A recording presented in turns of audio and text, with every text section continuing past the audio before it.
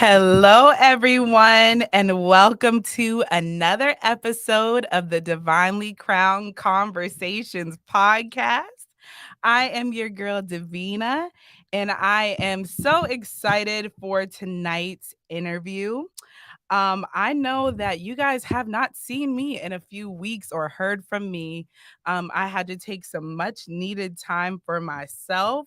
But I'm so excited with it being Women's History Month.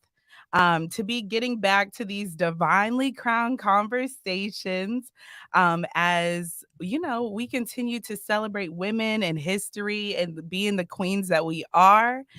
So I'm excited to have this first conversation. I have not done this in a few weeks, and I feel like I'm starting all over. I'm not even gonna lie to you guys. So bear with me tonight if I seem a little, out of sorts, but we're going to have a good conversation and I'm so excited. So, before we get into this conversation and I introduce you to my divine guest, make sure you like this video, subscribe to Divinely Crowned Conversations on YouTube, Facebook, Apple Podcast, and on Spotify. And like always, comment in the comments. I love talking to you guys and having my divine guests talk to you guys.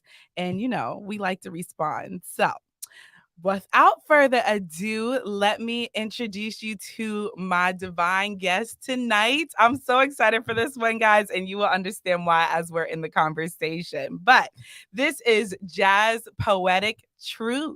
Why don't you introduce yourself to the people? Hey y'all, hope all is well. Yes, my name is Jazzpoetictruth. I am a spoken word artist, freestyle spoken word artist. I paint, I write, I draw, and I'm also born and raised in New York and also by way of Charlotte. Yes. And we're definitely going to get into more. So I always like to start with sharing like how I'm kind of connected to my guest. And for you and I, we met through a friend that I've known since high school actually now, and then I worked with her for a little bit, but I remember meeting you at church, and you happen to know my sister Devonna, which is always how somebody's connected to me. Like, I know your sister, and just from there, then I think we were at a hockey game together, and you had me cracking up behind me the whole time, and I found out you did spoken word and you were into arts, and I'm like, oh, I definitely got to get her on my show and just hear about her journey. So I was like, yeah, I got to get you on. And you said yes. And here we are. Here we are. So pretty much, Divinely Crowned is all about having real, honest, open, and transparent conversations about the everyday journeys of being the queens we are destined to be. So I always talk about where we come from, where we're at, and where we are going. So I always like to start at the beginning. And you are not even from Erie, which I actually am excited to even get your experience being here. You've only been here for 6 months. Yeah. So where was young Jazz? Where did she grow up at? Well, I grew up in New York City, Okay. Rockaway, Queens, and also in Nice. Harlem. Okay. So yeah, I lived there up until I graduated from high school. Wow. Okay. So what was it like growing? Because first of all, New York always has a place in my heart. Like from watching movies to we've been there a few times, my sister and I for Curl Fest. I don't know if you've ever heard of that, but it's Yeah. this big natural hair fest. And so I fell in love with that city. It's just a different vibe there. Like everybody's kind of in their own zone and all Mm-hmm. those things from what I experienced. So tell me what it was like growing up in New York City as a young girl. Ooh, hard. Growing up, well, as far as me, trauma. Okay.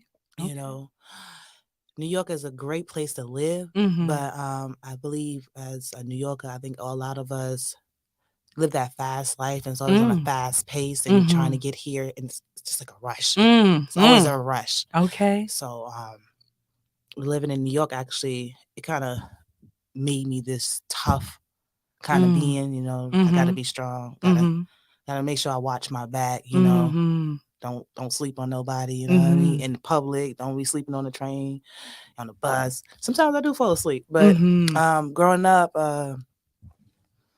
It was just busy, Mm. real Okay. busy. But I was sheltered for a Okay. while. I always, till I got like in high school and I started cutting school to hang out with my friends. But my mom, it usually was me and my sisters and like my cousins. Like, it was always with them. It was Mm-hmm. always us. And then I was always on punishment. So. No. I feel like I was always on punishment too. Let me make sure that we're both on the volume. I already have somebody in the comments. Robin Sanders said, Jazz Poetic Truth.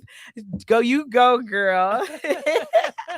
Thank you. So you talk about like growing up, and there's a bunch of things I want to pick out there, but even growing up sheltered, what did that kind of, and you don't have to go into depth, but I know coming from a sheltered life, it can be very like you don't know who you are or where to go. And you said even though you lived in this fast-paced world of New York, you were sheltered. So what was that like as this young girl growing up and trying to find her way?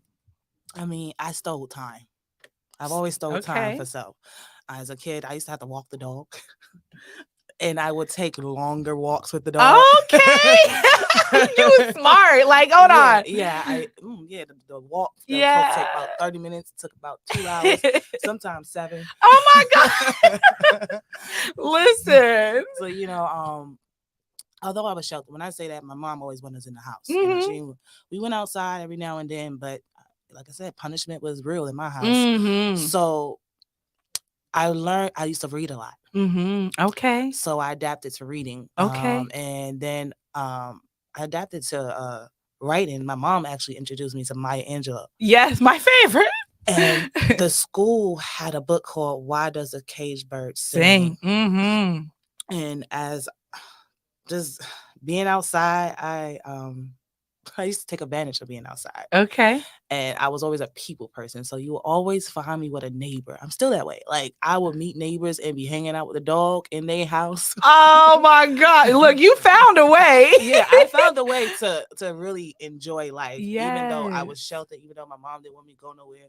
But she worked. So Yeah. as kids, we know when we kids we don't go outside. All right, I'm not gonna go outside. You gonna call at what time? Yeah. Because back then we ain't have what these kids have now, the No. cell phones. No, Oh my you better be in the gosh. house. Yep. At 3 o'clock, I'm calling. Okay. I got to 3 o'clock, y'all. I love it. So what you have siblings? Yes. So what are you like, where do you land in that? My mom had 3, so I'm the middle child. Okay. And then my dad had 3 boys, and I'm the oldest on that side. Okay. But all together, 5 siblings and 5 step siblings. Okay.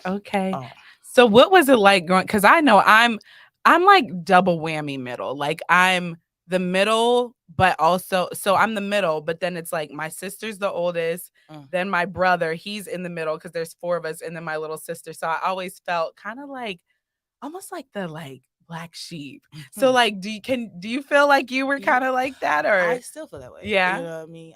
Again, with not having, I am not really close with my sisters. Mm-hmm. I'm more close with my brothers now, but not really as close with anybody, if that makes sense. That does. But yes, being the middle child, I literally felt like I got the hand-me-downs, got the hardness of my mom because she's always sheltering this one or being nice to this one. This one is getting babied or whatever.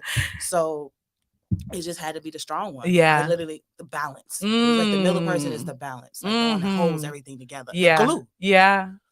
So, I totally can relate. So how has that kind of even like, and I will probably be all over the place. So has that kind of like transformed to who you are as Jazz now? Like how has that being the glue kind of, because I even know you say you talk about, there was trauma and things like that, and you lived in this fast-paced world, but like how does all of that kind of shape to who you are now? Glue. Glue. What does glue look like? I was always the one that would call. I was always the one to be there for you. You know what I mean? I was always the ear. I did anything and everything I could when it came to my family, my siblings, even as a child, to get a little dark, sometimes when you go through abuse. Okay. So being a glue is also understanding when you go through abuse and your siblings are too. you still gotta be the strong one. You know, I try to make sure that they didn't have to feel the effect like as strongly. And Yeah. just always trying to bring people together. I believe in bringing people together. So being a middle child and always wanting to have that family, and although my family was dysfunction, I decided to do it outside. So I am that person still now. I'm always trying to put something back together. I'm like crazy glue because it's insane because some people don't want to, like, they don't want to have that bond. And like, who am I to try to make you talk to this person and I'm not talking to this person? Yeah. But I try to tell people and children, don't look at me. Yeah. I'm trying to help you Be better than me.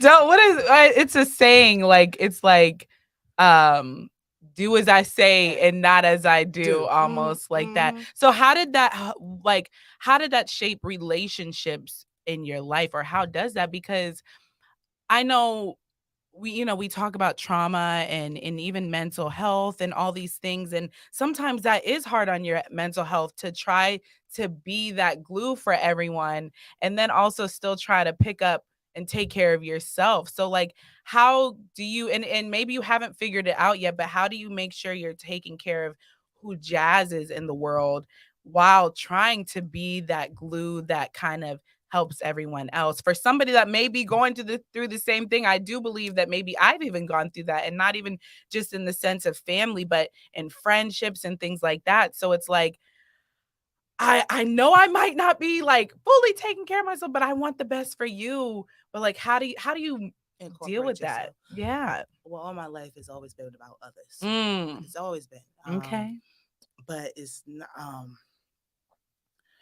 when it's come to taking care of me, I do like it. I pick it up and sit it down. So, little things become big things because I'm not doing what I'm supposed to. And then I'm always up here. So even when I'm up here, I'm still not taking care of the outer because I'm inside of my head. But I've learned actually within the COVID period. Okay. Is what I learned how to begin to take care of me. Because everybody had that sit down where you really wasn't going anywhere unless you was going to work or sneaking out to have some fun. Yeah. But either way, you still spent some time with yourself, probably more time than you've ever spent, and spending that time with me, I finally looked in that mirror and I was just like, you know what, you are beautiful. Yeah. Because I struggled for a long time with my essence. Like I thought I was ugly. I thought I was too black. I thought I was too fat. I thought I was too masculine. So around that time, I just really just started becoming the person I really wanted to be. Yes. And just investing in myself, making sure that I was exercising, eating right, praying. That's what I believe in doing. Writing more, painting more, doing things that I love. I took advantage of that freedom. Yes. Playing basketball. So I remember I always try to incorporate that no matter how old I get, no matter what's going on, you will see me go shoot some hoops. Yeah. That is me taking care of myself. I love it. I love it. I love it. That's so good, because like you said, and we even talked before you got on here about the pandemic, and I do believe, I always say, like, the pandemic was needed, I think, even though it caused a lot of things like chaos. I also do believe that it was a beautiful thing for a lot of people, like you said, to sit down and have to sit with yourself. Like, you had no choice. It was almost like we were put in this timeout, and you know how you, like, when you were a kid, you were like put in these timeouts, like, think about what you did. And it's like, think about your life and who you are, and even almost now what you want out of life, and you had more than enough time to do that. And for you who took the time and was like, you know what, I'm gonna get to know Jazz, like, and figure out why maybe I feel the way I feel about myself, that it has negative, like, is a negative thing. Why do I do certain things a certain way, or am, and being able to say, like, now I kind of am learning who I am, is like, it's a beautiful thing for sure. So what would you like with that? Because I'm a life coach, and there are people that still struggle with that. Some people do not get to have this aha moment. What would you tell somebody who might have been in this situation like you and is still struggling to be? I say this. I'm not saying every day is a process of healing. and I'm still not out of it. Mm-hmm. You know what I mean? But I started the process. Yeah. Always started. Admit that you are where you at. Yeah. And then you have to take the steps, but you got to be real with yourself. Mm-hmm. And I think some of us, sometimes we're too afraid to be real with ourselves. Some of us are too Mm-hmm. afraid to look in that mirror. And sometimes trauma really keep you from actually acknowledging Yeah. things. Mm-hmm. So I say, if you haven't, go get help. That's Mm-hmm. my first thing, because I can't help you. You can't help. You Yeah. can't help that Yeah. person. They gotta want the help, and there is people that can help you, like a Yeah. life coach. Yeah. When you could, Yeah. my bad. Yeah. Services are available. I'm just But saying. honestly, I really recommend therapy to some people. Uh-huh. You need therapy. Yeah. You need a good support system, Yeah. because you really can't do it out here by yourself. Mm-hmm. I tried that. I Mm. failed tremendously. Yeah. I get it. I get it. So I suggest help first. Mm-hmm. Seeking help, Mm-hmm. wanting That's that help. good. That's good. And real quick, I have Maurice just because. Hey, cuz, I see you. What's up, cuz? Yes. So even just going back, because obviously, like I'm definitely an advocate, not just being a life coach, but I go to therapy. I'm very vocal about going to therapy. I've been there for probably like 5 or 6 years now, and I don't plan on stopping anytime soon. So I'm going to ask from a woman, but also a Black woman's perspective, because I know in the Black community, it's almost like taboo to talk about mental health and our trauma and what we've been through growing up and our family dynamics. And it's like, I do believe our generation is breaking a lot of those stigmas. So what like from a Black woman's standpoint to say, like, get the help you need? Like, what is that like for you to say that? Well, okay, growing up, this is kind of going into my past just a little bit more. I witnessed my sister have to go to therapy and different places to the hospital, and it kind of scared me. Them giving her medicine, and then I went through stuff. Like I briefly talked about molestation. I witnessed a lot of things in life, and finally, the draw was when I kind of moved to Texas in 2000, and I think it was 15. Okay. And I lost a cousin. Okay. And I witnessed it. I don't need to go into details, but I witnessed it, and it was a horrible way to watch a child die. And I was supposed to stay in Texas. That was supposed to be my turnover. That was supposed to be where I start over for real. This is back in 2015. And it kind of, I sat still with it for about 3 months, and I knew I couldn't do it. So I was like, I got to go back. I got to go back home. I got to go back to Charlotte. Now, I do call Charlotte home more than I do New York City. Okay. Because the woman I became in Charlotte. Oh, anywho. Okay. Now I just got chills even hearing you say that. But however, when I got back to Charlotte, I had a friend. I have a group of friends. I have a lot of friends. I have a lot of family. When it comes to family, I have a big family with the ones I created in my circle. Yes. And we went out to eat, and one of them was like, and she's a therapist, and she said, "Sis, you're not okay." Oof. She said, "You need to get help." And she referred me to someone. Okay. And I took those steps to do it. Yeah. And it wasn't easy, because when you grow up saying you're going to see a shrink, that's how I grew up. Like, you're going to talk a shrink. Yeah. What? A shrink.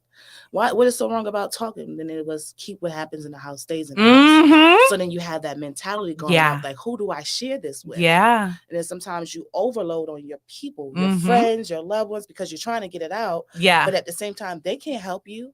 They don't know how to. Right. Because they're, yeah. They really don't know how to. Yeah. A lot of people don't know how to help. Yeah. They don't. They can be an ear. But as far as some people, we really be looking for directions. Yeah. Like, so how do I get over this?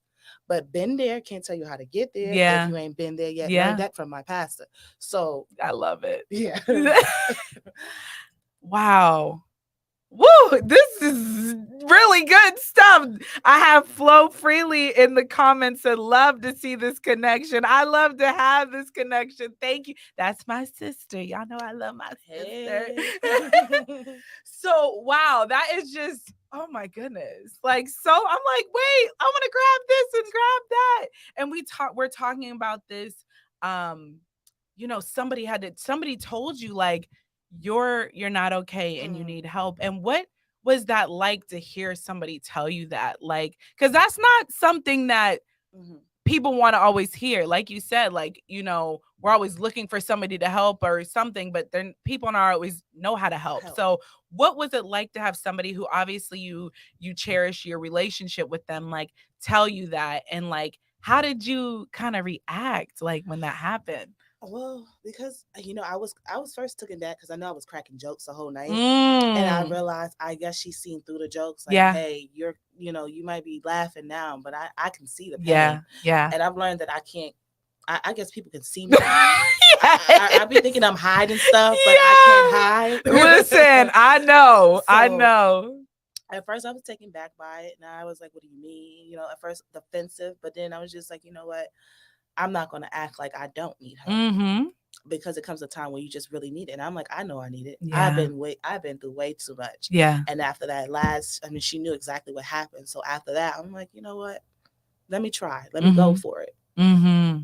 So was it easy going to therapy? Because I do know that a lot of people, especially in our culture and community, it's like, one, why do I need to talk to somebody else? They got problems too. Or like, I tried it and no, it's not for me. And I always am like, but just give it time. Like, but so like, what was your experience like? Or if you are open to sharing, like when you finally took that step to like go Well, and get therapy. when I heard myself say a lot of the stuff that I went through, Mm, and my diagnosis came back, okay. PTSD was one, and I'm just like, Mm-hmm. that makes a lot of sense, Yeah. and I felt like let's do this, Jazz. But Mm. I'm not gonna lie, I actually set it down. Mm. I was afraid to really dig, because Yeah. then, and when you go to therapy and when you really seek that help, Mm-hmm. you got to get to the root. You do. And sometimes you don't even want to visit that root because that root is in the ground. Mm-hmm. You didn't stepped on it. Yeah. Like, I don't want to see I don't want to this. see Like, it, yeah. and you got to dig it You up. do. And when I started digging up some stuff, it kind of put me in a funk. Yeah. So that's when I understood that you got to believe something, someone, Mm-hmm. and it would take my faith Yeah. to help me trust the process of this journey of being in therapy. Mm-hmm. But I got discouraged. Mm. I did, and Mm-hmm. the first therapist I had, she was an evangelist, Okay. and it was different because she was like, "I'm gonna give you the option."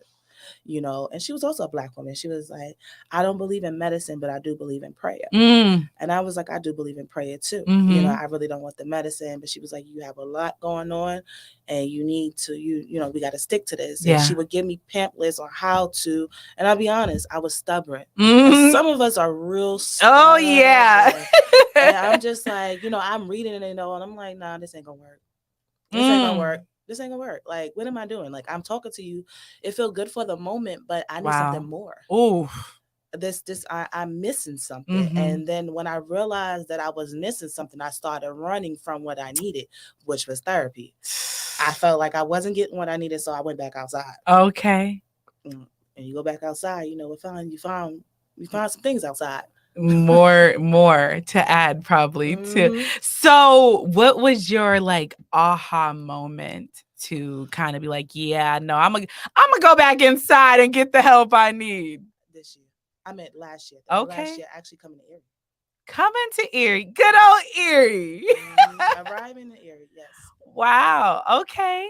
I did plan to live here. Okay. This wasn't my plan. It was a vacation. It was. When did you come here for it to be a vacation? Was it the summer? It was the summer. Okay, that makes sense. All right. I had literally August 3rd was my last day at work. I was actually moving to Texas. Oh my.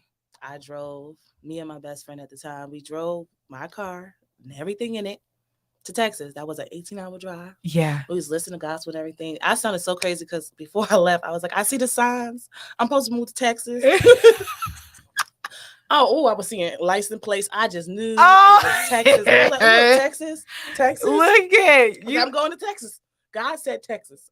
I really was keen on Texas, but when I got there, all hell had broke loose. Wow. Again, because mind you, a long time ago, I was in Texas. 2015. 2015, okay. I was in Texas. Now I'm back in Texas, but I'm in Dallas. When I was in Texas in 2015, I was in Killeen. So this is a whole nother city. Dallas is a big city. It's cool and everything. It's great for what I do because I'm a spoken word artist. However, I was sick with COVID when I arrived, got into an argument, found out all hell broke loose back at home, didn't know what to do, was not really planning on coming here. I had in my mind that I was not coming. I was like, she's just my friend at the time, my friend Mel. I was like, yo, she's going to have to understand. I'm not coming. I'm just not coming. And when the argument happened, I was like, well, I guess I'm coming. I guess I'm a hostess party. Oh my goodness. She wanted me to host her paint and sip. And I was like, you know what? I need to come because I got in that argument. Yeah. I need a vacation. I'm scared of flying. I got on the plane. Oh my gosh. I got on 2 planes. I got on 2 planes, and I actually couldn't get into man. It took me a long time to get to Erie, even by taking the plane, because I had a 5-hour delay. Oh my. And guess where it was? In Texas. In Charlotte. Oh, wow. And I did not go out of the airport because I felt like if I left the airport, that I would have got in trouble. Because it was a lot going on. So I was like, I'm not going to leave the airport. I'm going to stay. I didn't know how I did it, but I sat still for 5 hours in the airport. I was also on the phone at the time, probably with Mel too. But wow. Yeah, I got here, and her birthday, I hosted the paint and sip. We had a couple of people over, crazy, because the first person I met in the room was Mr. T. I don't know if you know who Mr. T is. Yes, I do know Mr. T. I met him, and I did a spoken word. Okay. Actually, I freestyle for them. I wasn't even supposed to. She was like, nah, open mic. You got freestyle. So I did, and they were all listening. Everybody was engaged. So I did. And he was like, whoa, you dope. And then, seeing that I had drew out all the canvases for them to paint, he's like, yo, I know somebody that you need to meet.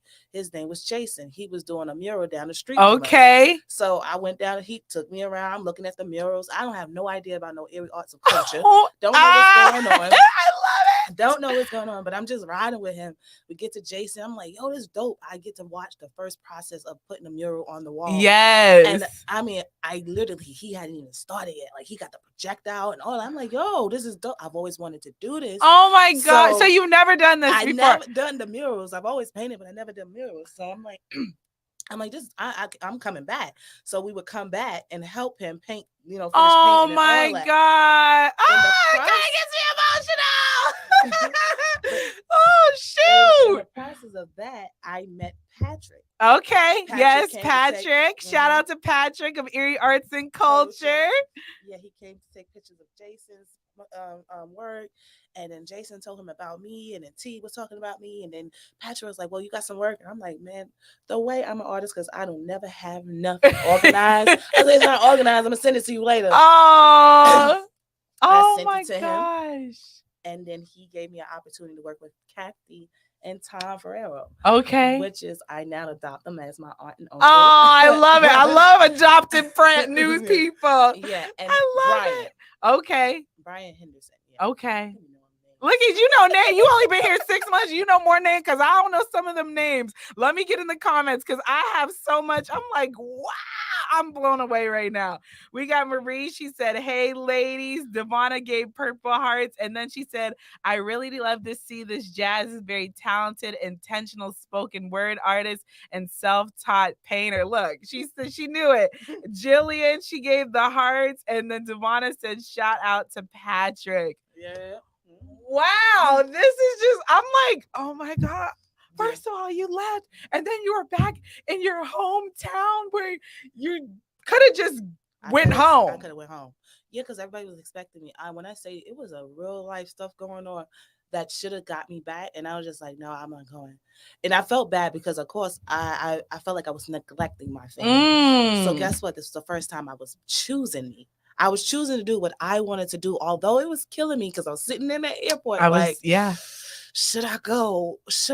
But if I go, what am I going to do when I get there? Because I got my mind is saying I'm going to be on some dummy time. So you know what? Let me sit down. Let me stay still. They're going to be mad for a while. So I'm going to stay still. And then I'm going to bring Patrick back in. So Patrick introduced me to Tom and Ferrero. And we did the mural on 6 and Cranberry by Strong Vincent. Okay. Yes. I love that mural. Yes. And then okay. I know exactly what you're talking about. Then how did I meet Devonna? I met Devonna because she's a part of Erie Arts and Culture. And then I was in all these rooms, y'all. being here has been amazing because it's blowing my mind. Like when I first got here, everything was just like, it was just, I thought that I was living a fast life, but it was so much happening. I was like, God, is this you? Oh, it this feels like God, it. this gotta be you. Because the way I didn't Yes. plan this, but mind you, I thought I was still going back to Texas because all Wow. my stuff was in Texas, still is floating around somewhere. Wow. We pray. Wow. So yeah, I've met the council. I've met the mayor. I met so many people. Like I was in a room with the governor's wife. Okay. What's her name? I don't know her name. Jezel. Her story is amazing too. Really? It's Giselle, yeah. Okay. And I it love was a that name too. bunch of women, like of all colors and race, just judges, lawyers, and I'm here. I am just a nobody. You Trying to somebody, tell honey. somebody. Listen, okay. But so wow. Okay, Lord Jesus, I like literally have questions. So I want to go back real quick to you being in that airport and you talking about how you finally chose yourself and it was hard. What has that been like to now 6 months you've been here? You could have went back. Like you literally were in, I was home. I was right there. and you chose yourself. And for so many, we even just talked about a little bit ago how you've always put everybody first and things like that and made sure they were good. What has that felt like even now, even recapping things that have happened? Like, what has that felt like for you to do that? And even though it was uncomfortable? The word for me would be weird. Ah. Why weird? Because happiness is weird. Oh. And why would happiness be weird to me? I'm like I'm asking me these questions. Yeah, I no, like I hear you.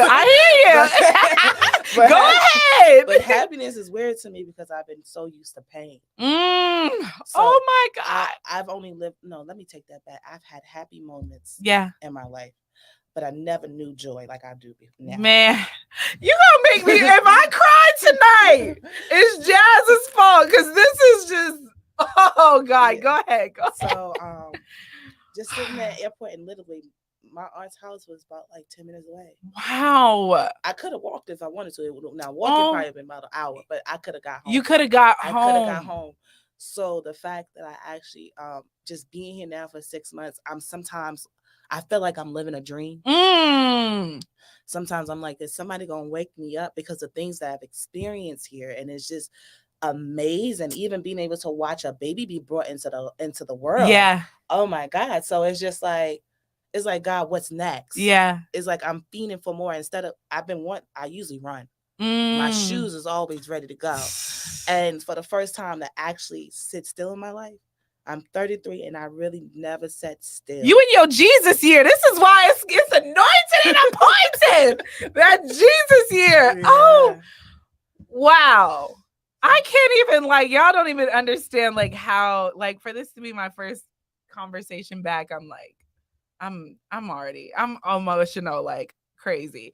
Let me get in these comments real quick. We have Jillian. She said, I love all the murals and artwork around the city. Thanks for being a part of it.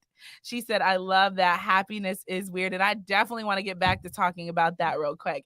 And then we have my grandma, Nana, my little Nana, Stella Johnson. She said, you are definitely doing. Your grandma name is Stella? Yes. I'm so y'all sorry, but that's my grandmother. Rest in peace. Her name was Estella. They called her Stella, and we called her Nanny. Oh, well, she says you are definitely doing an excellent job, ladies. It's okay not to feel okay.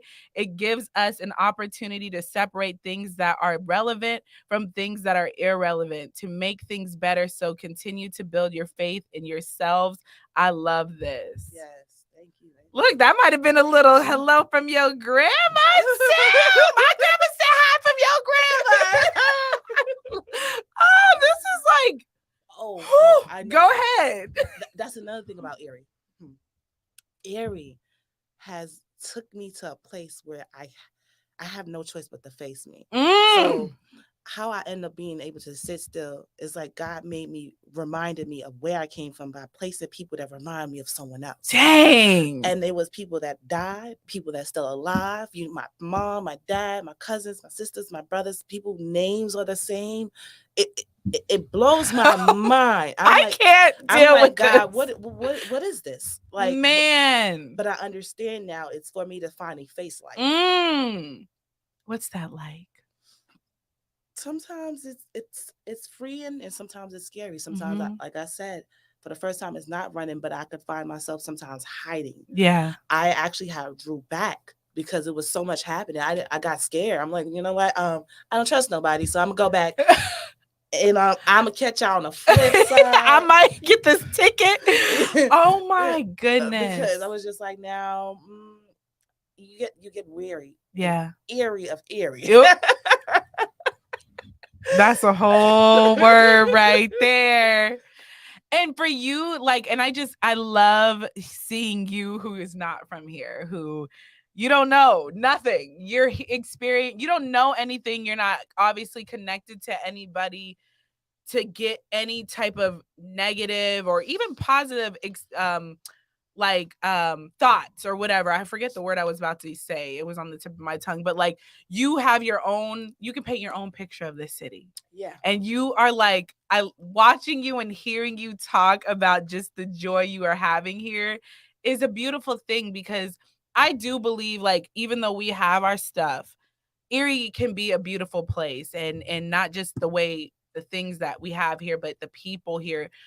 And we don't take the time to really cherish that, especially because we're from here. And I'm sure you have your things from your hometowns and stuff that you're like, but for you to be able to have this fresh perspective and the way your life is now transitioning and the things that you're able to face being here is like a beautiful thing to even hear you say. And it's like, what I want to kind of get your opinion on, like, for people that are from here, what would you tell them, like, about being here, and like, and maybe like, how do I want to put it? Like, maybe like how they take this place for granted, maybe. Yeah, I feel like, first of all, y'all are surrounded by water.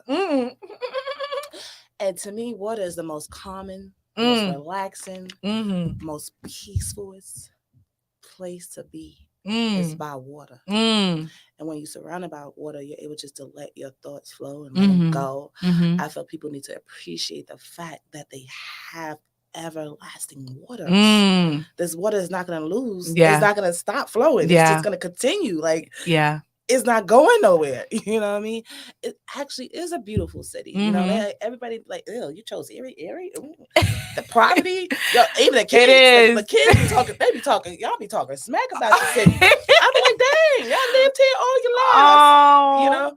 But I look at it and they be like, but why? I'm like, you know what, y'all? My favorite answer is, and my only answer really like, God, y'all. I said, I look and see, even though y'all don't get sun, that's what I really do. Yeah, we don't get that. I understand the sun. And I'm not talking about dang, come on, sis. So, being that it's just like, I literally going outside and again seeing, I don't know how I do it, but I kind of know everybody in my neighborhood a little bit. Okay. Wow, that goes back to your childhood when you were telling your mom you would be there at 3 on the phone. So, but it's just like I realized that a lot of people, if you talk to each other, you understand that you got a lot in common. Wow. I feel like Erie, I don't know what it is, but I feel like love. If you guys would love on each other a little bit more. Come on, sis. I feel like appreciate each other a little bit more and realize that it's not a competition. And my friend, rest in peace, Aisha, she used to say, remember, the journey is life and not the destination. And sometimes we get so caught up in the in trying to be recognized or awarded that we forget to live right in this moment. Oh, and in this moment, it's so free. You know, I feel like I could tell Erie, like, y'all, first of all, your rent is cheap. You better appreciate that. Yes, I've heard that many times. Y'all better appreciate this, because the rent anywhere else I live It's sky high. Mm. I might have this corner right here Yeah. for $1,000. Exact, especially in New In York. New York, definitely. Yeah, And this it'd be room like is a rundown for mm, 1,200. Oh, $1,200, $1,300, $2,000. You know what I mean? oh So, my just goodness. appreciate the fact that you get to like. I when I looked and it was like this the hood. I was like, these houses is hood. These are houses. Imagine you live in the projects and you always. I mean, I also lived in a house as well because my grandma had a house, Mm-hmm. but it also was next to the projects. Yeah. So, And our projects are probably nothing like. no. I'm like, y'all, this is beautiful. I mean, some of it you could little Yeah. justice to it, but it's your house. Yeah. It's a house. It's different. It's different walking in the house in a pissy ass hallway. No, you're fine. Listen, real honest, open and transparent. Y'all better act like y'all know. Listen. It's just different. Yeah. You're walking into your house, man, and instead of into the lobby, yeah, it might have to not take the elevator because somebody did some stuff in it. You know what wow. I mean? So it's just like appreciate the little things that y'all have. You feel me? Appreciate the little thing. And honestly, even you saying that, you're like, you have a house, like that's a big deal, like to people. And I do believe we take a lot of things for granted, even how you said the water. Like, I know in the Black community, we're not always people, because I've swum in the lake. I don't, whatever. Take a shower when you get home. But we don't cherish that we have this water. We have people that come from all over to come to Lake Erie, and we're like, ew, no. It's like, go ahead. I was supposed to get a plane. I was supposed to make it land in Erie, but it was so many people coming to Erie. I was like, where y'all going? It wasn't us, but it was yeah. Oh my god! I was like, what's happening out there? Like, what they got going on? So I'm like, it has to. I don't know. I mean, if you, as far as area, if you're tired of it, then go ahead and spread your wings. Mm-hmm. But I bet you probably come back home. Oh, yeah.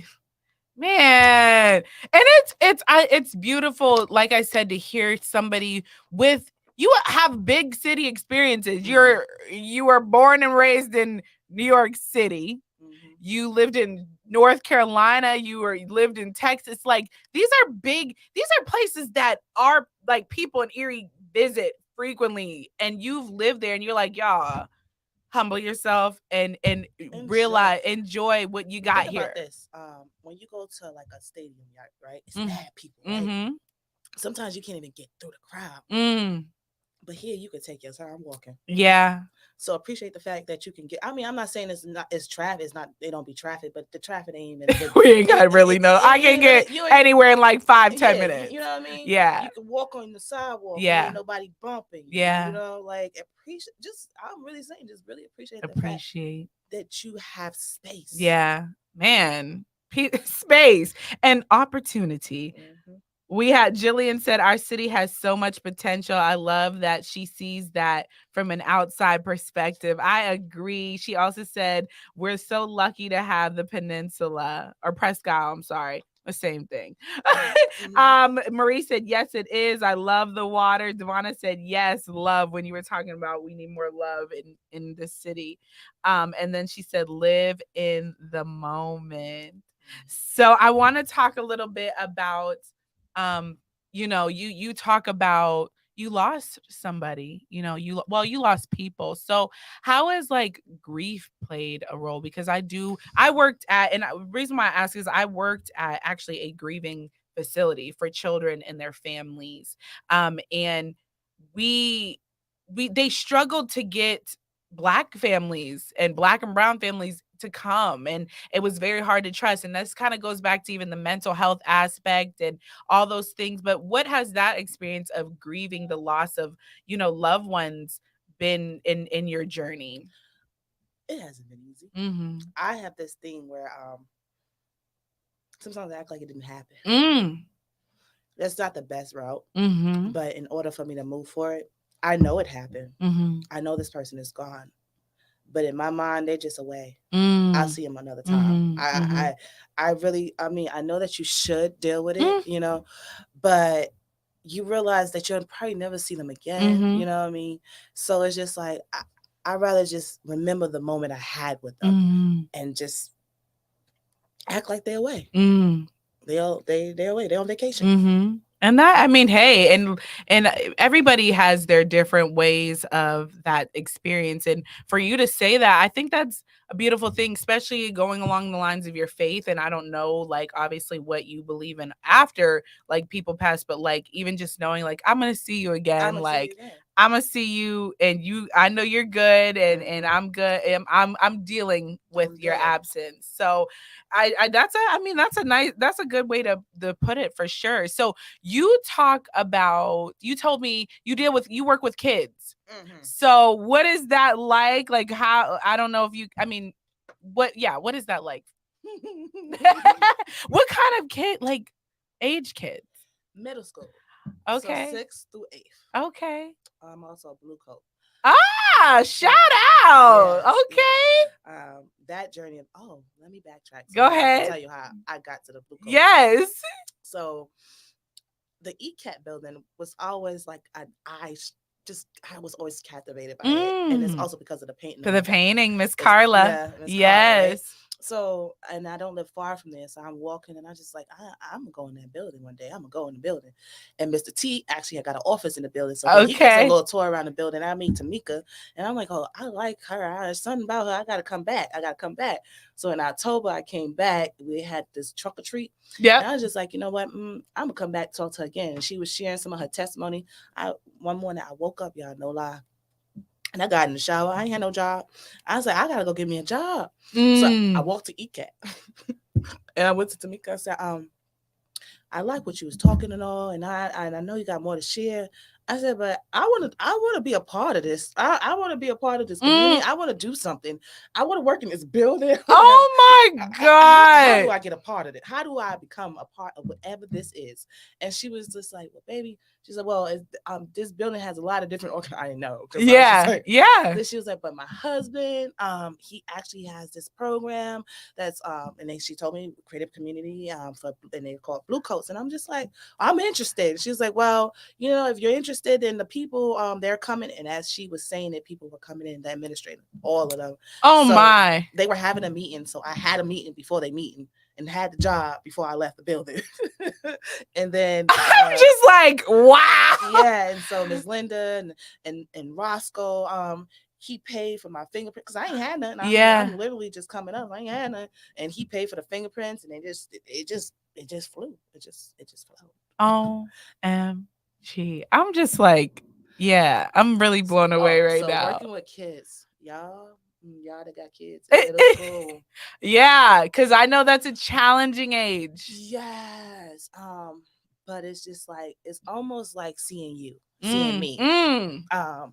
Because you realize that these children are actually just little old youths, Yeah, especially if you ain't healed. yeah. So me being Oh my 33 gosh.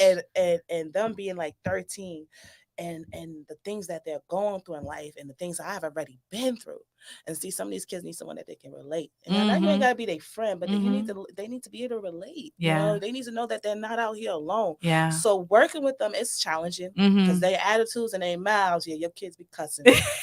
Your kids because Your kids I better not find out my two kids are ever cussing. Your kids be cussing. They be cussing up a storm. Boy, they cuss better than us. Oh my! I don't even think they use regular words. Oh my gosh. But there's such a joy. Like I work in East Middle School. Okay. And what I've heard is like there's one of the hardest schools Mm-hmm. in the entire area. Mm-hmm. And it is. Mm-hmm. And so what I've gotten is just like I don't want to pick up nothing else. I'm just so focused on these kids that's there because I know that they have experienced so much trauma. This school is full of pain. Yeah. Wow. So seeing these kids and in these hallways and being able to just touch and agree or just speak to them or tell them to go to class or what's your problem or do you need to talk? So it's been amazing. I've always worked with kids, babies. I've used to be a preschool teacher and all that, but to work with middle schoolers and to understand that this is where they start developing, thinking they know it all. They are, yeah. They outgrown. Yeah. Yeah. They are grown in their minds. Yes. Yeah. So it's fun. It's fun. It's challenging, and I don't know. Like I'm not a mom. Like I've never had a kid, but I'm a mom. So when when I look at them and I realize that some of them just actually need that nurturing.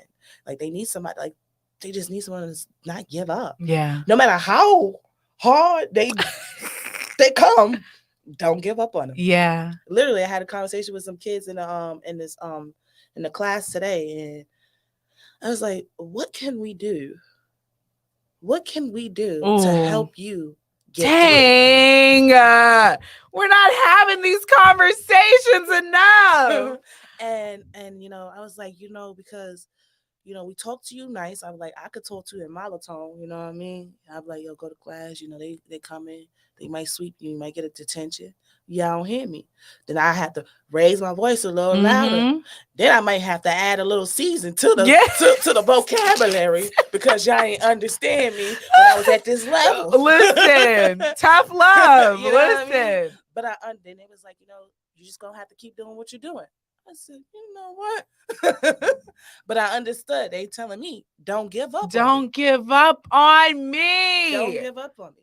So my goal. Can we just duplicate you and just have you all in all the schools? Because even you, like just you asking them, like, and I do know that people aren't like we're trying to find all these solutions, and I get it, and I know there's a lot of people out there that have good hearts that want to help our youth in Erie, but like for you to sit with them and ask them like, what can we do to like help you? Because I do believe these are, even though they think they're grown, they still, especially like you said, these kids have trauma. Some of them are going home to empty homes. Some of them are raising themselves, and they need somebody that is willing to say like, listen, what can I do? What is it I can do? And for you to say, they're like pretty much like, don't give up on us, because they don't even know. They don't know what they're doing. No, I asked them, I said, well, why are you so angry? The stuff that these kids say, I'll be so appalled. Oh, yo, do you say this stuff at home? No, some of them do though. Some of them are just as they are at home. So then you have to look at the home and be like, you know what how do we help that? Because, their teacher can do but so much, administrations can do but so much, district can do but so much. The kid alone has to want. Because now they're at that age where they also have to want the help. So I had this one particular girl who's been in trouble a whole lot.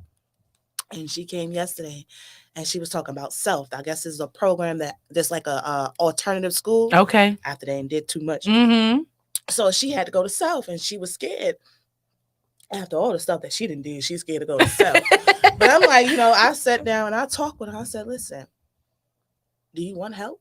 That's the main question. Do you want to change? Do you feel like you need to change? What are you going to do?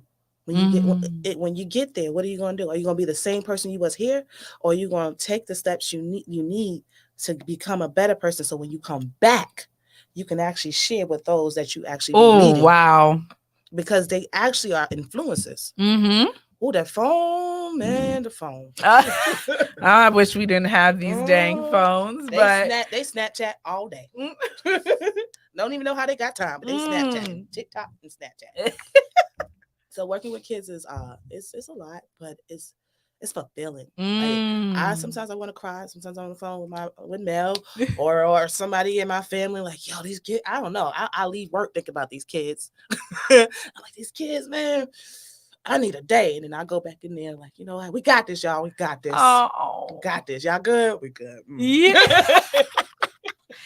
And so do you feel like, because we talked about in the beginning where you came from and that dynamic of how you grew up, like, do you feel like that kind of helps with how you're able to relate to and I know that's probably like an obvious statement, but like, what has your past, like, how has that helped with now dealing with these youth? Kids. Well, my past, being that I know that I've experienced so much trauma, when I look at them, especially the ones that actually, they can't help it. Because you got some that just following, but those that can't help it because of the fact they're crying out for help. I think about what I done as a kid. What Mm-hmm. was I doing? As a kid at 13, my legs was open and I was Mm-hmm. selling. Mm-hmm. Mm-hmm. As a kid, I was smoking. As a kid, I was drinking. Mm-hmm. So when you know that this kid is doing exactly what you was doing as a Yeah. kid, it's like, wait, baby, wait. Because you don't want to be 33. That's what I say to them. You don't want to be 33 just trying to get it now. Yeah. Because I'm still trying to get it, y'all. Yeah. And I don't lie, I don't sugarcoat. I'm still trying to get it, y'all. I Yeah. ain't got a car out there. Yeah. I ain't got a window. You know what they say? A pot to piss in, Yeah. a window throw it out. I don't own a window or a pot. Listen, that's And real. I'm like, you what do you want to do? Yeah. You know, I had this girl and her mom is not the closest. I said, listen, you don't want to be 33, not having a relationship with your mom. Yeah. While you got a chance now, Mm. my favorite question is, how can I help you do it? Yeah. Because we're going to do this together. Come on, Jazz. This is just wow. So it's just really I just don't give up. No matter Mm-hmm. how tired my feet be hurting, because I got to walk. Sometimes run because they be fighting. The kids, these kids be fighting. Yes. So it's just basically just having the patience and being committed. And Mm-hmm. this is the first time I've ever been so committed. Wow. How does that feel? It feels good. I realized that I've never really been committed to any job besides none. Honestly, Wow. I always leave. I always leave. I'm a person that I will always leave. I will leave you. I will leave me. I will leave y'all. I'll come back, but I'm gonna leave. Yeah. And so the first time it's just like, I'm not leaving y'all, and I'm gonna be here to the end of the year. And if God said the same, I'm coming back. And whatever I need to do, I want to do more of, but in my own timing. And for the first time, I find myself, I'm not gonna leave. They're the reason why I had packed my bag, and then the kids was the reason why I said no, I can't leave. Wow. I can't leave them. I love it. Thank you. Thank you for being committed to them, because we need more of that. Like, I remember growing up in these school districts. I mean, these schools, it was like your aunts and your uncles was like teaching you. And I didn't have Black teachers until, I mean, I think in preschool, but like other than that, like until high school. But those were like my aunts and uncles. They did not play. I remember Ms. Alexander, for example, she was actually only my homeroom teacher, but Miss Paisley, come see me after school, and we would just talk. And like now I realize, like, wow, she just had my back. Like, I remember principals that was like that tough love, but it's like they cared. And I do believe that a lot of our students don't get to experience that. And for somebody like you to be able to come in and pour into these kids and really say, like, listen, I'm here for you, and this is hard for both of us, and I'm struggling, but I got you. And like, that speaks volumes. So I want to ask you, because we are going into like school boards getting ready to change, and school is kind of almost ending, but like, what would you say? And I know you have said some things like, sit and talk to these kids, but like, what would you say to the adults that are dealing with these children on a daily basis? What would you say to them, as being not only somebody that's not even from here, but now somebody that's in these schools? And like you said, one of the toughest schools to be in. Yeah. Well, for one, make sure your mental is good before you even approach a child. Mm-hmm. Sometimes you gotta. The hardest thing is to woosah, because you have to make sure that you don't allow your attitude or your emotions or what you're going through to kind of project, and you got to make sure that you don't allow what they're going through to project on you. And I watch a lot of teachers allow them to do that. Mm-hmm. I watch a lot of teachers crumble because they give the kid too much power. No, don't do that. I'm not saying talk down to these kids, but you talk strongly to these kids. Oh, talk strong. Yeah, yes. Because you gotta put your say it with your chest. Yeah. Yes. Because a lot of these teachers, honestly, some of them I've talked to are committed like beyond commitment, and then some is just tired because they like, what can we do? They just gonna do what they want. They're just gonna walk out. No. They only do what they want because you allow them to do what they want. You have to put your foot down. You have to remember why you got the job. You had to understand that it wasn't gonna be easy, but it was gonna be worth it. Because when you became a teacher, you became a teacher for purpose. With purpose, right? Oh my God, she preaching. The purpose of being a teacher is understanding that you're going to have to endure some things, and you're going to deal with different types of children, different backgrounds, different cultures, and all that. You're going to deal with children that have highs and lows, but you have to also look at your life. Look at you in the mirror. Think about what you was as a child.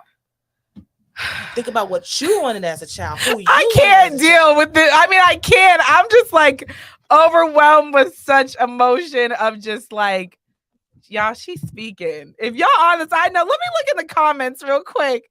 Marie said she was no joke. She's talking about Miss Alexander. But I love her. She said because she really did look out for us. She definitely did. Devonna said, I'm proud of Jazzpoetictruth. You are definitely supposed to be here right now in Erie. I love that you followed your heart and answered to the call to stay. And she said, yes, Jazz, because she was just spitting fire.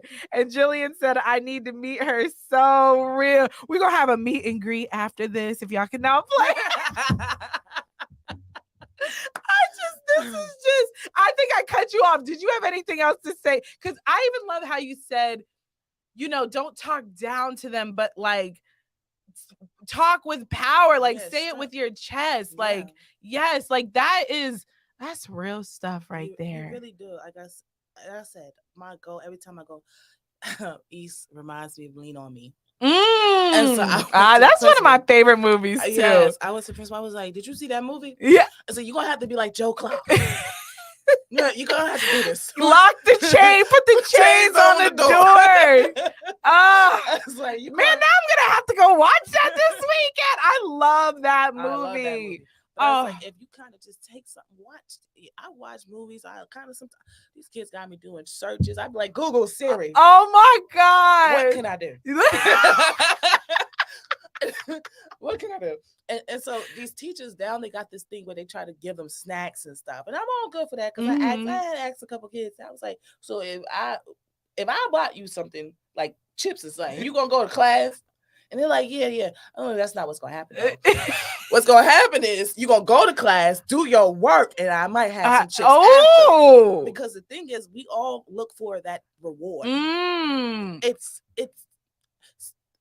to graduate, we got to go to different levels. Yeah. You got to pass a test. It's a test. And then it's the diploma. That's your reward. Yes. So we're always looking for something. At work, you're looking for someone to acknowledge that you're doing a good job. So with these children, you got to think about what you're looking at for at work. You do the same thing. But you don't give the reward first. You got to earn it. Yeah. So make them earn it. Some of these teachers will be, no. Make them earn it. Yeah, you got to make them earn it. Dang. She is spitting fire. And I just can't even, like, it's giving. This was, just listen. So I want to talk about, because you do talk about your faith. And on this journey, like, I just see, I mean, this is a journey of faith. So obviously it's important to you. So tell me a little bit more about, like, your faith journey and through all this.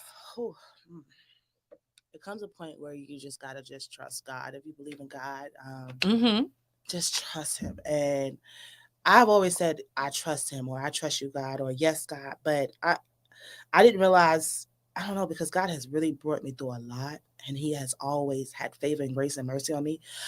But when I came here, I realized just how much favor, grace, and mercy he had on me. And so it was just like, God, I don't know. That's just like me getting in the shower, not knowing if when I went to ECAT that I would walk out with a job. Or come to the city and be a part of Erie Arts and Culture, or meet Mabel for poetry, or just meet all these. I can't even name half of the people that I've met. So many people in 6 months. I can go anywhere and somebody's like, hey, Jazz. I'm like, I don't even know your name, but hey. You know, how you doing? You know? And it comes with just, I don't know, like, even with talking people outside in the streets, these drunks, you know what I mean? There's a lot of drunks out here. Mhm. And I literally sit and talk with them. Shit, I might have a drink with them. Excuse my Listen, language. And because you got to break bread. You know what I mean? yes. Oh, Sometimes just sit. Yo, you can learn from you anybody. can. And you can and literally just that one moment you can save somebody. Mhm. So I'm just doing whatever he's. I'm not saying I hear him say go forth and Yeah. do you. Yeah. I don't know. You just It's just live. I'm just going. I'm just flowing. I gotta follow him. I Like, I love don't know, it. God. I didn't try it my way. It did not It work. did not work. So We were just talking. I was just talking to a friend about that. I'm like, listen, I done tried it my way. Clearly, don't be they don't working. work. Jillian says, as a teacher, yes. And then Marie said, Jazz Poetic Truth, thank you for sharing your journey with us. And thank you for standing in the gap for the children because they need it, the guidance. Yes. Yes. There's so much. You're just so I actually I want to get obviously on the art and the poetry and things like that, but I want to go back real quick to something you had said that has still been ringing in my head when you said that happiness is weird because you're so used to pain. Mm-hmm. And I remember actually before I even did my podcast, I did a interview with one of my soul sisters, Latoya, and she talked about how I'm gonna paraphrase because I can't remember exact words, but it was almost along the same lines as you. It's like we're so used to feeling pain, it's almost like you said, happiness is weird. Mm-hmm. So how have you kind of like with all these things you're talking about, all these great things that have happened to you since you've been here, like how have you kind of processed that happiness or embraced that happiness? Because I know you're probably still dealing with past pain and even maybe present pain. Honestly, that's funny. Because that was like Mel this morning. We had a conversation. She was like, do you only just like feel pain? And you just acknowledge the pain. You don't talk about happiness. This is the first time that I acknowledged all the happiness. Wow. And it's because it's just like happiness is happening. Sometimes pain you can't see. Yeah. It's just I don't. I was like, I see the happiness. It's, yeah, it's there. It's there. Good job. Yeah. Yeah. But the pain is like So I feel it more, and I'm like I'm trying to break away from that. Ooh. So I can recognize that, girl. Look at this. Yeah. You've been wanting to do this all your life. Yes. You can tell somebody, hey, come to the city. I painted this. I painted that. Oh, that E made that T. Oh, and I painted that over there. Oh, I spoke here. You know what I mean? So it's just like to live so many places, but finally in 6 months do something that you always wanted to do all your life. Like just it just feels good. I feel like a celebrity. Yes. You know, I just feel like a star. And it's like, it always felt like I was always known, but this time it's just like, yeah, this, and I ain't rich. Nope, I ain't got Listen, but it just feels good, and it feels good in a way because I want to be recognized as someone that said, hey, I didn't think I knew how to love, but somehow I knew how to love. Wow. And though happiness right now still looks weird to me, I'm learning how to embrace it. This is just Ivana said, great questions, Vina. Thank you. Woo! I'm gonna have to cry after this, y'all, because this is just, I hope whoever's watching and who will listen or watch later is just filled up. Because like if you guys can just like feel what I feel right now, even the slightest bit through these comments, which I can tell you do, but it's beautiful, and your story and journey is just I'm so overjoyed right now. So let's get into the art. You are an artist, you are a poet. So what have you always been into this? I know you kind of talked about like where it kind of came from, but like when did this all kind of start for you, or were you born with this gift of art? I was as far as drawing. It started in elementary. I'll never forget this girl named Sade. We was in 104, and this is in New York, and Looney Tunes was on the wall, and she challenged me to draw. I was like, and I was feeling some type of way that she was able to draw. I was like, I could do that. And I did it. And I never stopped. Wow. What grade was this again? I was middle school. Middle school. I was middle school, yep. And no, I was actually not middle school. It was younger than that. I was in fourth grade. I don't know if that's elementary. Elementary. I was in Yeah, elementary. yeah, because my daughter's in fourth grade. Yeah, that's And then elementary. I discovered poetry in elementary too. Wow. But freestyling didn't happen until I lived so many places, and a lot of my stuff, like my portfolio and stuff, was getting stolen, ripped up. It was just not cherished, and I stopped writing. And I was like, well, they can't steal my thoughts. They can't steal my words. And I can't remember how it happened. But one day I just flowed, and I just never stopped. I would just, that's my therapy. Yeah. Me flowing, like just freestyling. That is my baby. Poetry is my baby. And when I used to go to work or school, somebody be like, what do you want to do in 5 years from now? I'd be like, I want to be a spoken word artist. I don't know what that looked like, but that's what I want to be. I want to be no teacher, no lawyer, no none of that. I end up being a teacher sometimes. Yeah, you are. But, I was like, I just want to use my form of poetry to save many. I want to do things different. Yeah. And I feel like we learn different ways, and we heal in different ways. And again, working with kids love lyrics. They love music. Music is poetry. And when you can actually incorporate some stuff, like sometimes I just freestyle for them. I'd be like, and they'd be like, yo, I'm not rapping. This is not a rap. No. I'm just speaking, but I'm speaking with passion on this. This is my love. Yeah. So yeah. I love it. So I have a few more questions that we've been on here for an hour and 10 minutes, and I know I feel like I could go all night ask you stuff, but I always like to ask a few like questions, it being the Divinely Crowned Conversations podcast. And Divinely Crowned is all about confidence, and even though it's all about confidence, I'm still on that journey of finding my true confidence. And you even talked about earlier like how during the pandemic you had to sit with yourself and kind of find out who you are, and find that confidence in yourself. So I always like to ask the question, like, what does confidence look like to Jazz at this time? Being fearless. Mm-hmm.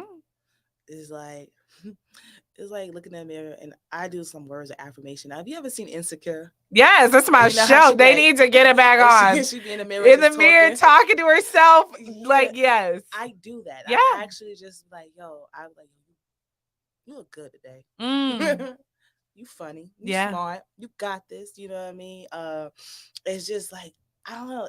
It's just getting up with just like, I got this. I don't care if I didn't even get no sleep. Yeah. Because sometimes I have sleepless nights. But however, it's just like, nah, Jess, come on, push. I might not even get nothing done on the list. I am still behind on so much I want to do. But just to know that I just got up. Yeah. And knowing that I have confidence that when I walk out the door, that I'm going to be covered no matter what. Because I'm scared of the dark. Yeah. But I have nights where I just want to be outside. And I will be out there and know that, you know what?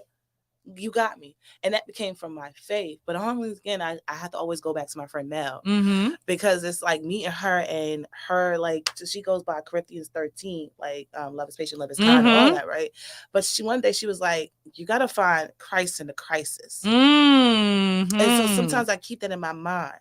And then I have another friend, her name is Ebony, and she says, the saying that I always say, all is well, and what isn't will be. Yes, I love when you say that. When I ask you how you ask me how I'm doing, I ask you like you say that. So say it one more time for the people. All is well, and what isn't will be. All is well, and what isn't will be. And I got that from my sister Ebony Clay in Charlotte, and I kind of used that to kind of build me up. I'm not telling y'all that every day is easy for me. I'll be lying. I fight on a daily. I am in the ring on a daily. throughout the entire day. Because once I open up and I pray, it's like, oh, hell break loose. Yeah. You know that. Yeah. When you pray, you just like, God, I don't even want to ask for peace because you might make it rain and I don't want it right now. Yeah. So, I'm not going to pray about that. Listen, like I'm going to say that prayer for later when I can handle it.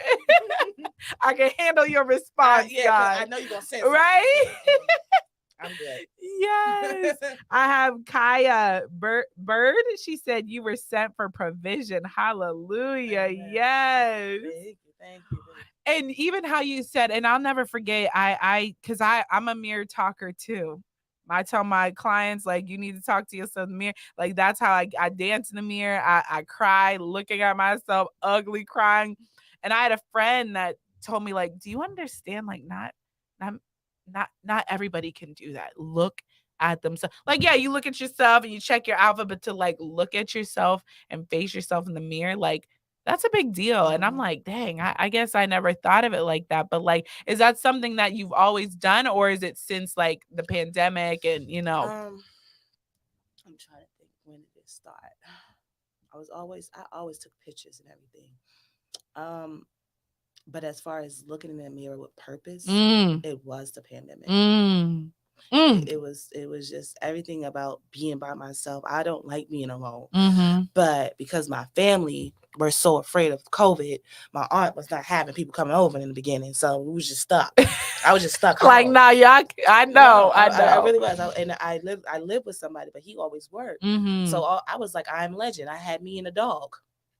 I was literally by myself. Oh my God. And I was just like, okay, what am I going to do? And that's when I started looking in that mirror. And I was like, you know what? Today, we're going to work out.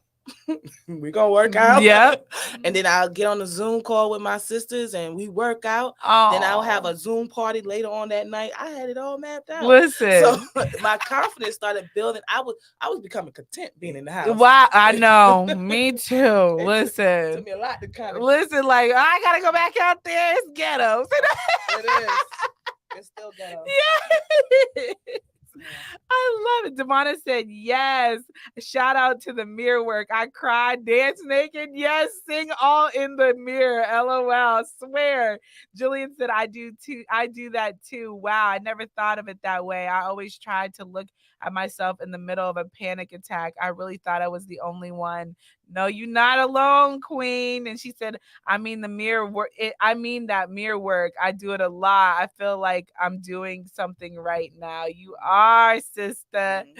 So another question I always like to ask, and this one actually means a lot to me, is what would you tell little Jazz after all? And I know you haven't even scratched the surface with where you've been at in life, but if you could tell her at 33 and this little girl with whatever you've been through, like, what would you tell her? Oh, that kind of made me want to cry. Just I know. I told you that's my. Ooh. That's the air. My eyes. Oh man, what would I tell her? I would tell her it's okay. It's okay to cry. Because I didn't cry when I was a kid. Wow. I mean, if I did cry, it's because I got hit. But and then after I got hit, I had told her not to cry. So it was just But yeah, I would tell her to cry. I would tell her to speak up. I would tell her to tell it all. Man, I felt that in my whole body. Yeah. I wow. Would tell her, don't hide. Don't be afraid. I would tell her, you are beautiful. You are strong. You are smart. Oh, girl, you go. Okay. I would tell her that you are loved. Because as a child, I didn't feel that love. I wanted the love so bad. I did everything to get that love no matter what. But I would tell her that because you are loved. Yes. And it doesn't matter if mama don't give it, daddy don't give it, sister, brother, cousin, aunt, anybody don't give it. You are loved. Yeah. I would tell her, like, keep going. You can be whatever you want to be. Don't be afraid. Wow. That was good. You good? Okay. Just Listen, it's so you can cry. I'm telling you can cry. Thank you for even being open to share what you would say, because that's some powerful stuff. I felt that. I felt that like you was talking to me, and I told you to talk to yourself. Thank you for that. So I cannot let you get out of here. I know, Popo. Without. I told you, I was like, can you just make sure you can? But I can't let you get out of here without a poem. First of all, because I love poetry. I've never been to a spoken word at live, but I always I like to watch them. I forget there's like a company that does it, but they're so powerful. But I gotta ask you to give one. But beforehand, hold on, let me see. Kaya Bird said, come out of hiding. OMG, I feel the presence of God all in this divine conversation. Yes. Okay. Thank you, Kaya. She giving it. So go ahead, sis. I'm gonna let you have the mic, and You want me to read a poem or freestyle? you want to do whatever you want to do. I want you to whatever you feel. Came to my mind. Okay. I need to read this poem called Fight, and I'm a freestyle. You can do whatever you want to do. I love it all. Only on the Divinely Crown'd Conversations podcast. Okay, so you're reading the poem first? I'm going to read the poem first. Okay. So this is for anybody that's actually going through anything or have been through anything, whether it's young or old, And one thing we have to learn how is to fight for our lives, to not give up on ourselves, to stay in that ring, no matter what. If you might get knocked down, but you won't be knocked out. All right? Sometimes I want to hide from the light, shut the world out, hide in the tub as though I'm preparing for an earthquake. Trembling emotions, I must fight this. It seems as though this illness visits me quite often, and sometimes the meds can't quiet its spirit. As it hover over my head like rain clouds, I hear the words fight, push, press. Remember, fear is false evidence appearing real, but know that faith is having hope for the things that eyes can't see. Fight. I hear the enemy scream, fight. You can't give up. You must keep going. The voice becomes louder, trying its best to bring me out of my slumber, feeling as if the walls are caving in and the floor is no longer trustworthy. Push. I hear the voice again. Pray until something happens. You got this. Do you not believe the outer? The outer me screams in desperation. Help comes out in sighs when no one hears. For the medicine has numbed my face, expressionless. Zombie mode is all one see. Eyes low, bloodshot red. She's just hiding, say amongst themselves. For we all are dealing with issues. Someone tell me, how do I escape? How do I crawl out this grave? Remove the stones that block the way. Bottle traces of addictions lingering in the air, seeping out my pores and stronger in my hair. You're stronger than this, I hear her say. The whisper from the child in me, encouraging me to get up, reminding me of how many times I fell. She fell, but yet still got up. Reminding me no matter the strikes, the blacks and blues, the blood drawn, we still got up. No matter how many times I could not smile, but still smile. No matter the precious jewels that were stolen, legs constantly spread open, she still got up. We still got up. Other sweat dripping down our face. Dollar signs is all we saw. Eyes closed, but accepting her payment. She still got up. We still got up. Fight, she screams louder. If not for you, then for me. Let's break this curse together. Fight. Yo. Oh. And now I'm a freestyle. Okay. Y'all, I'm like been holding back tears so much in this conversation, but go ahead.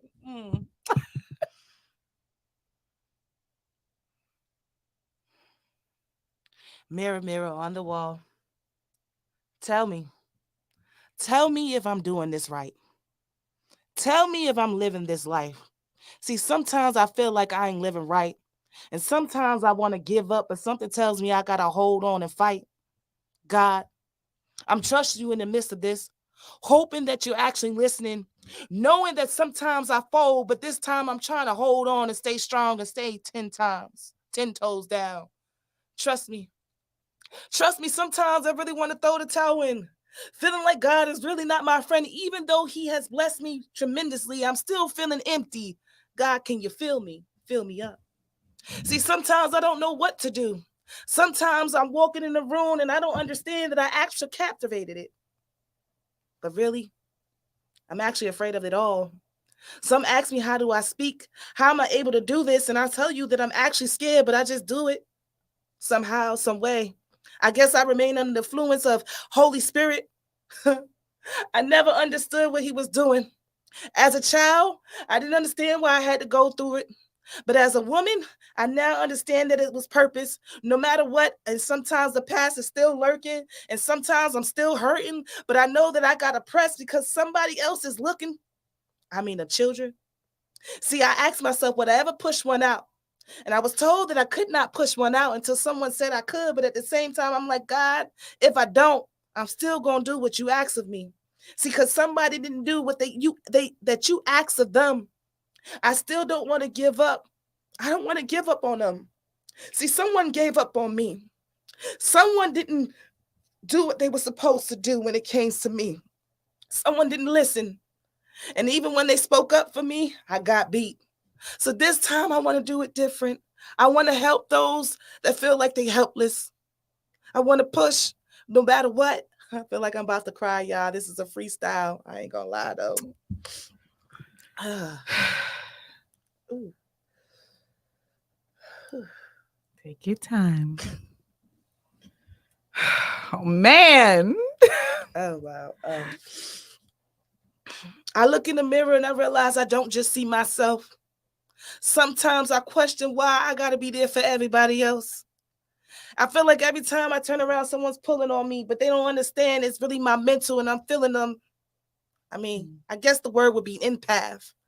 And I wish that it wouldn't be the pain that I latch on to, but I realize that I'm still not healed, so I'm still trying to heal someone else because I don't want them. I don't want them to feel what I feel. I know it ain't my job, but somehow I make it mine. Like I'm trying to understand how Jesus got on that cross and died.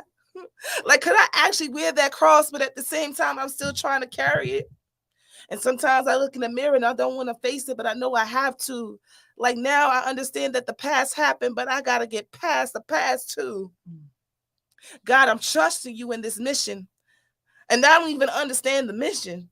See, I thought I knew the plans, but he said, I know the plans I have for you, and it was purpose.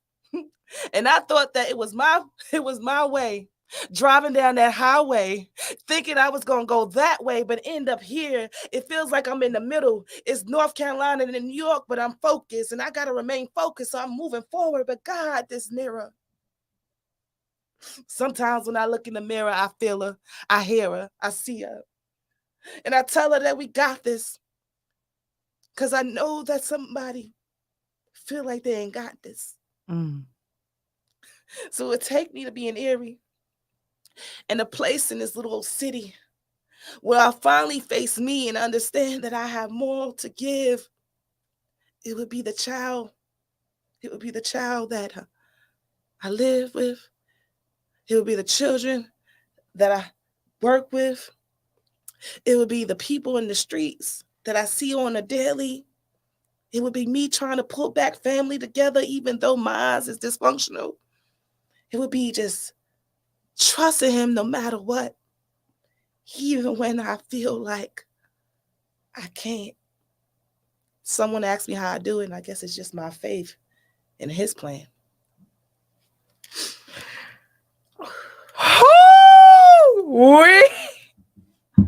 All right, you good? Okay. Allergies. One thing black people are gonna do real quick is make a joke in a serious situation, and I love it. But woo! First of all, I didn't know I was gonna need tissue, or I would have had a tissue box. Thank you for sharing your words. Like, I'm. I wish I could feel how I feel in this room. Like the whole energy is just I can't even explain it. And thank you.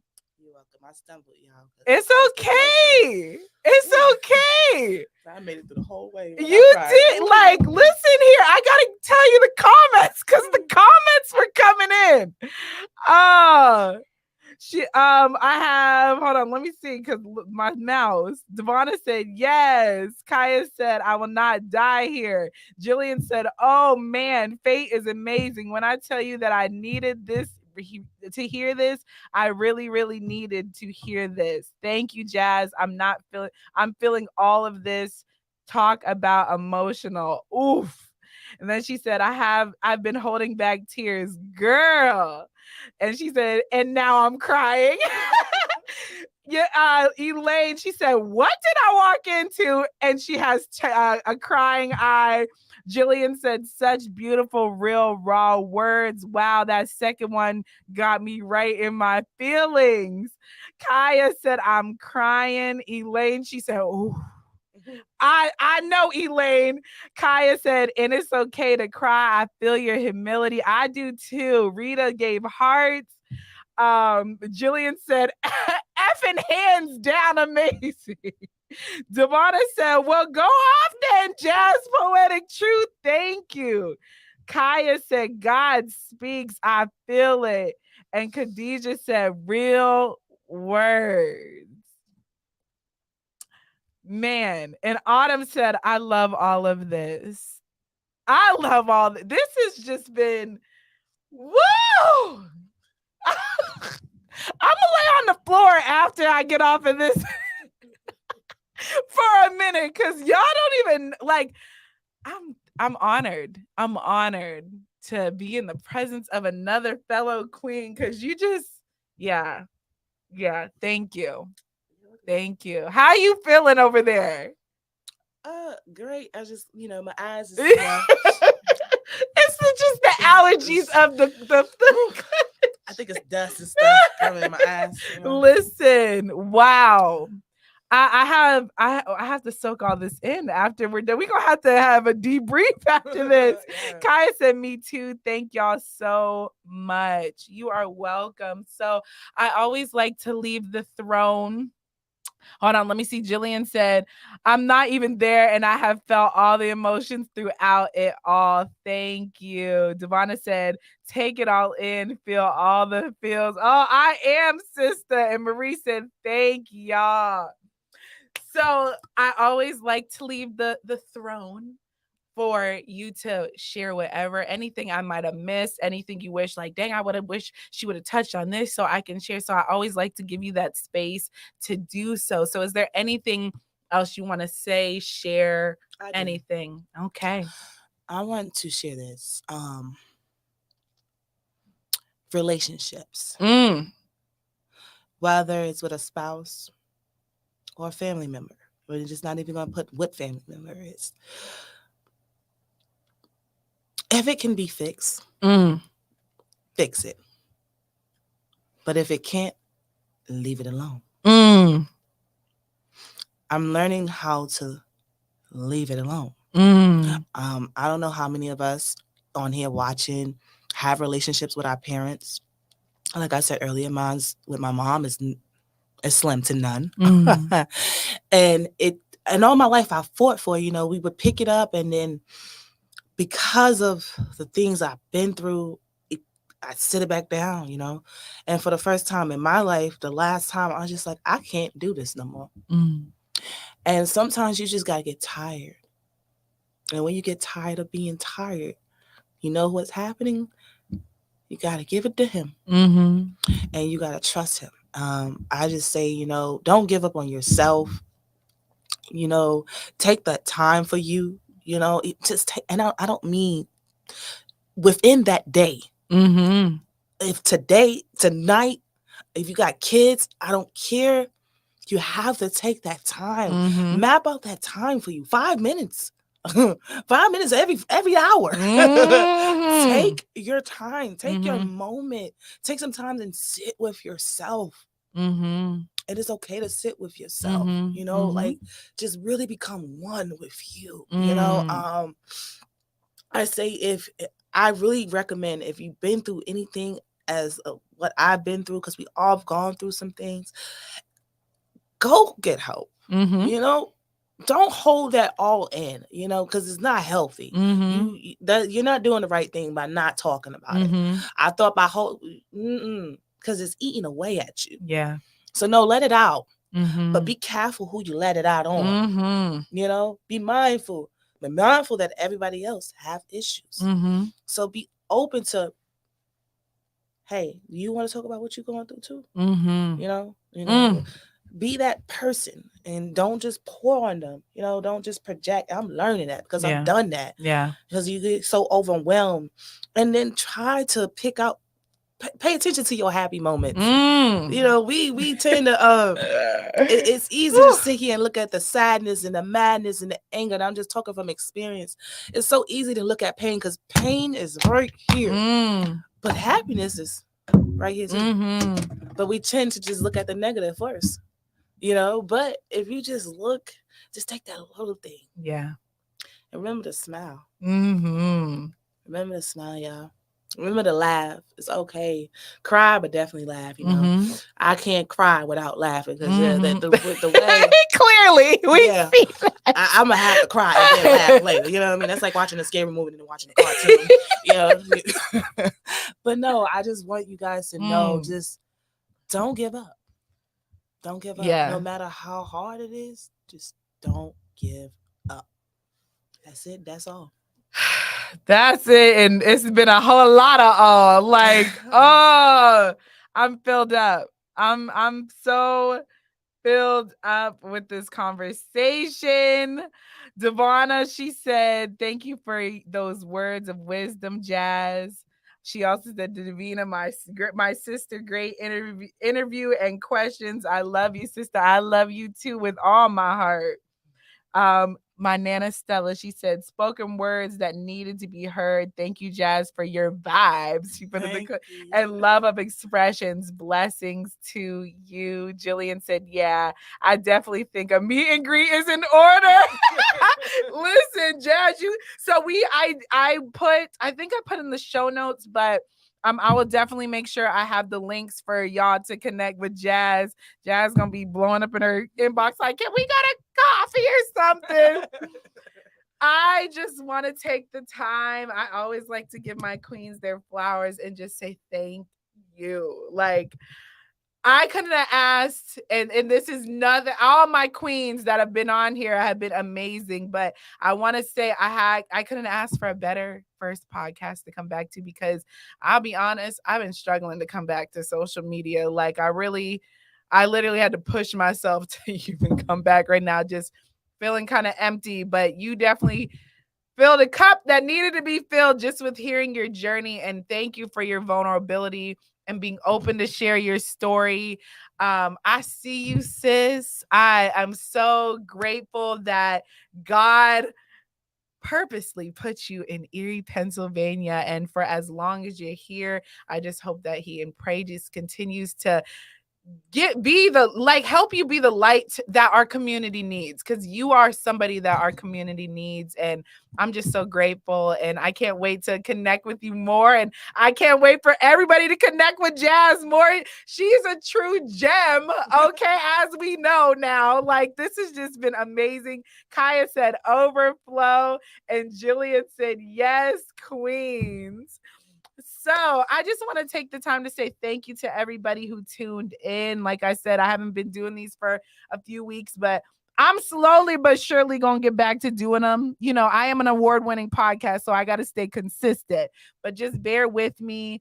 And just thank you for tuning in, everybody who commented. I hope that you guys feel as filled up as I do, because Jazz is amazing. But until next time, remember, you are divinely crowned, and we will see you soon.